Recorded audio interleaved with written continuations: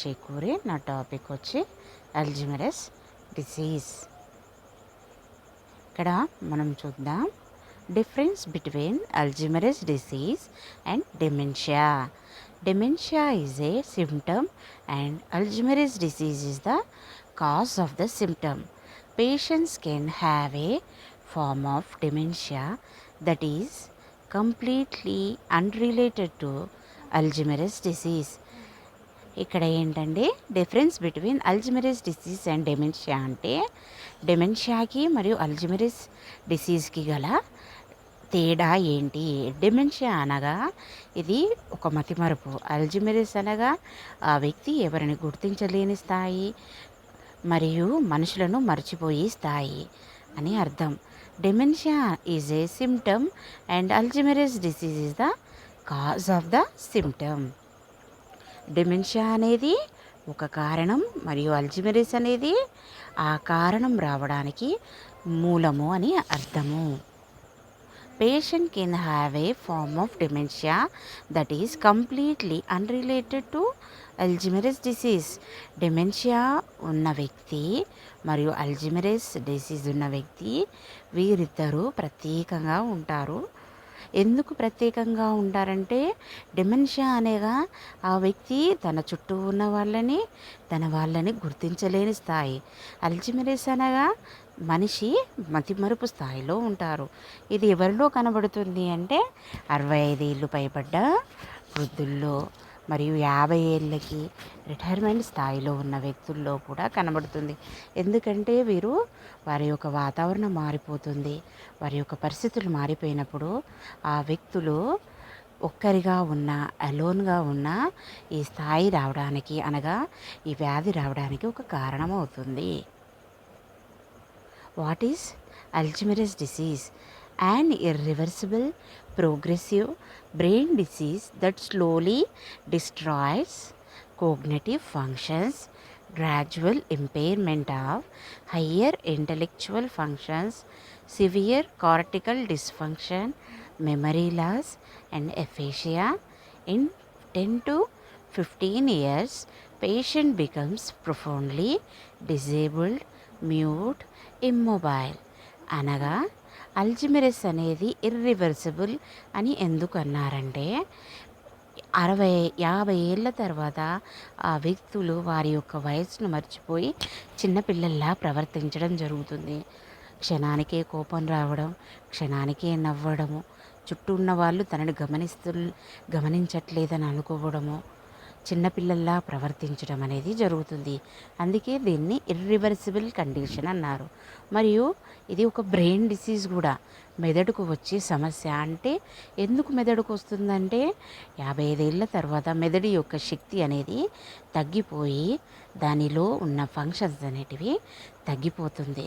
Cortical dysfunction అనేది జరుగుతుంది, memory అనేది లాస్ అవుతుంది. అలా అయినప్పుడు వారికి అల్జిమరస్ డిసీజ్ అనేది వస్తుంది. ఇది అలానే ఒక 10 నుంచి 15 సంవత్సరాలు ఉన్నట్లయితే ఆ వ్యక్తి మూగవాడిగా ఎవరిని గుర్తుపట్టలేని స్థాయిలో ఉండి నడవలేని స్థాయిలో ఉంటారు. అది ఆడవారైనా మగవారైనా.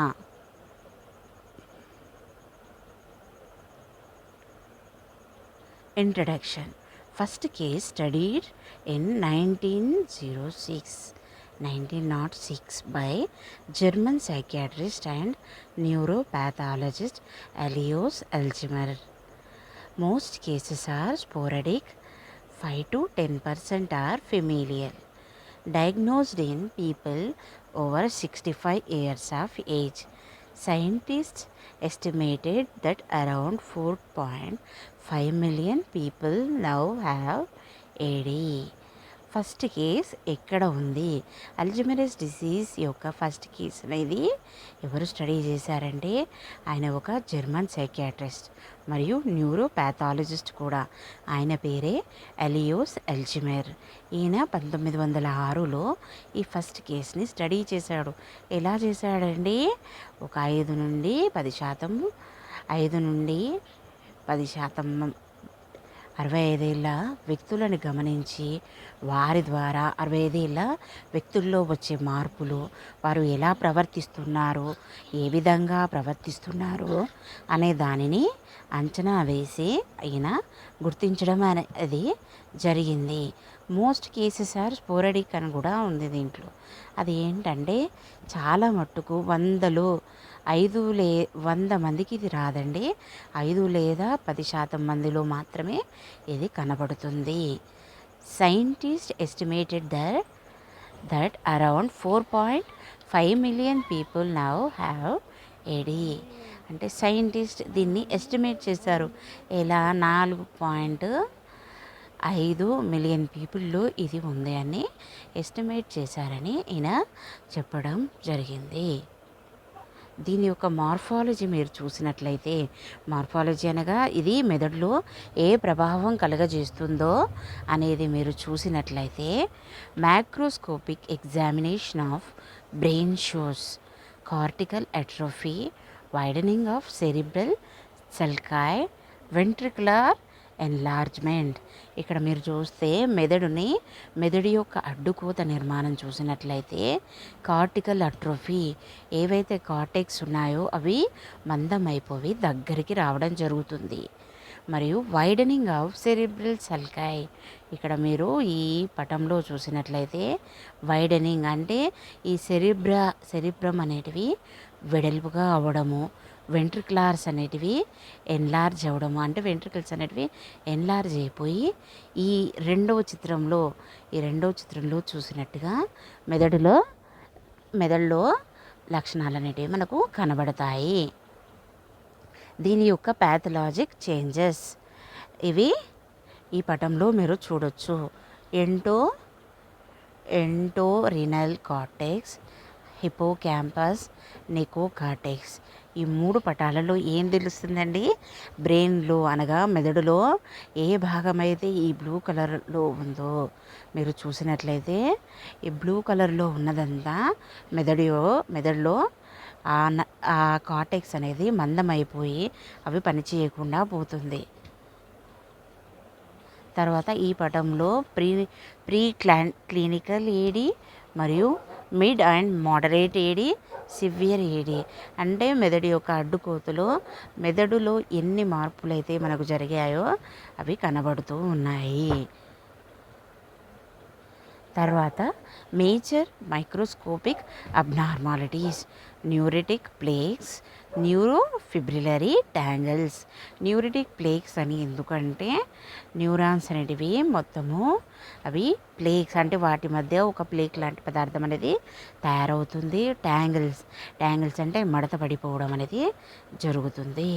తర్వాత neuritic plaques spherical collection of dilated twisted neuritic process around the central core, 20 to 200 μm. Periphery microglial cells and astrocytes. Central core B amyloid peptide cytokines complement cascade అపోలిపోప్రోటీన్స్ అనేటివి ఉంటాయని ఇక్కడ మనం చూడొచ్చు. ఇందులో న్యూరోటిక్ ప్లేక్స్ అంటే ఏంటి? మెదడులో మార్పులు జరిగినప్పుడు ఈ స్పెరికల్ కలెక్షన్ అనేది ఎలా జరుగుతుంది, అవి ఎలా డైలేట్ అయ్యాడు అనేటివి ఇందులో మనము చూడొచ్చు. ఇక్కడ ట్యాంగిల్స్ మీరు చూడండి. ట్యాంగిల్స్ అంటే ఎలా అయితే మెదడులో ఏ ప్రాంతము ప్లేక్ అనేది, ఇక్కడ మీరు ప్లేక్ని చూడొచ్చు.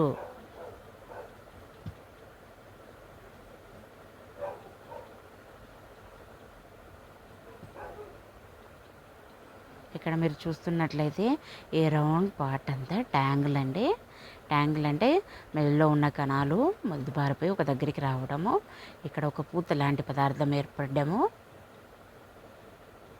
తర్వాత pathogenesis and molecular genetics. Amyloid B is a critical molecule in pathogenesis of AD. It is derived through processing of amyloid precursor protein APP, transmembrane protein. It has cleavage sites for 3 enzymes. ఇక్కడ చూసినట్లయితే amyloid B is a critical molecule అని చెబుతున్నారు. ఇది ఏం చేస్తుందండి, అల్జిమరస్ disease రావడానికి ఇదొక మూల కారణము. మరియు ఎమిలాయిడ్ ప్రీకర్సర్ ప్రోటీన్ ఏర్పడడం ద్వారా మెదడు మొద్దుబారిపోవడము, మెదడు అనేది పని చేయలేని స్థాయి, అంటే మెదడు యొక్క శక్తి అనేది తగ్గిపోతుందని మనం తెలుసుకోవచ్చు.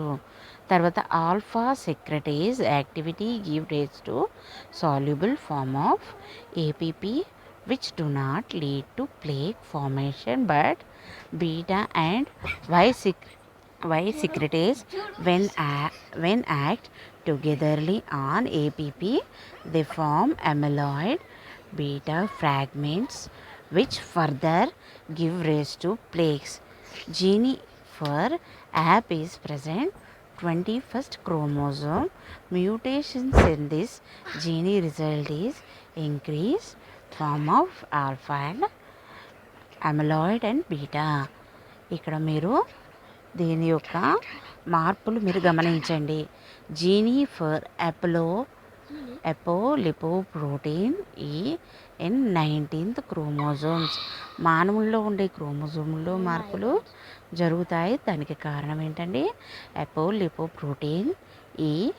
ఇది ఏం చేస్తుంది, in humans there are 3 alleles of the gene encoding apolipoprotein ఈ.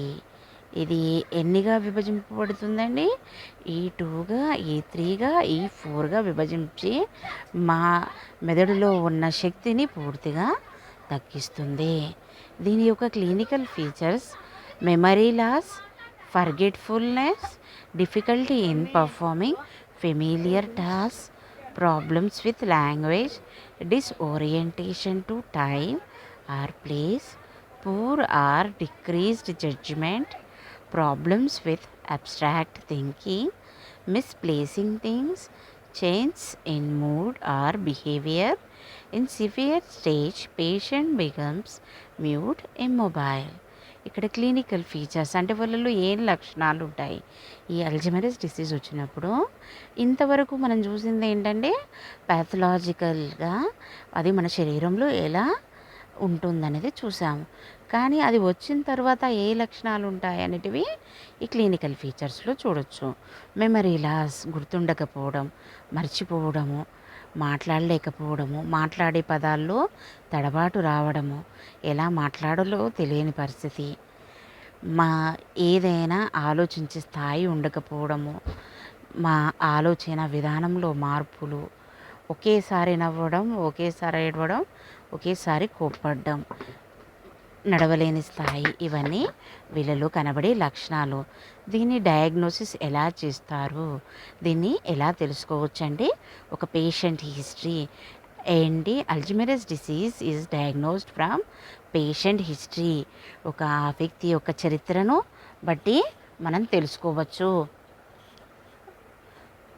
కోలాటరల్ హిస్టరీ ఫ్రమ్ రిలేటివ్స్ అంటే కోలాటరల్ హిస్టరీ అనగా వాళ్ళ సత్సంబంధాలలో ఎవరికైనా ఈ లక్షణాలు ఉన్నాయా, మరి క్లినికల్ అండ్ ప్యాథలాజికల్ ఫీచర్స్ ఉన్నాయా అంటే ఏంటి, వీళ్ళ చరిత్రను మనం గమనించినట్లయితే వారి పూర్వ చరిత్రలో కానీ, పెద్దవారి నుంచి తీసుకున్న చరిత్రలో కానీ, వారి కుటుంబ చరిత్రలో కానీ ఎవరికైనా లక్షణాలు ఉన్నాయనేది దాని ద్వారా కూడా మనం నిర్ధారించవచ్చును.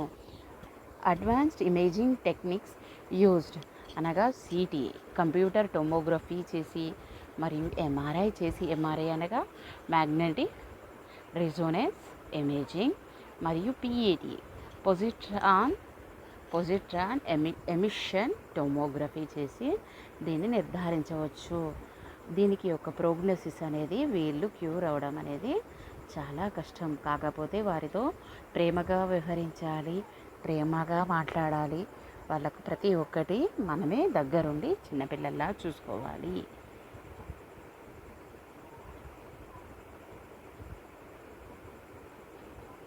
Thank you.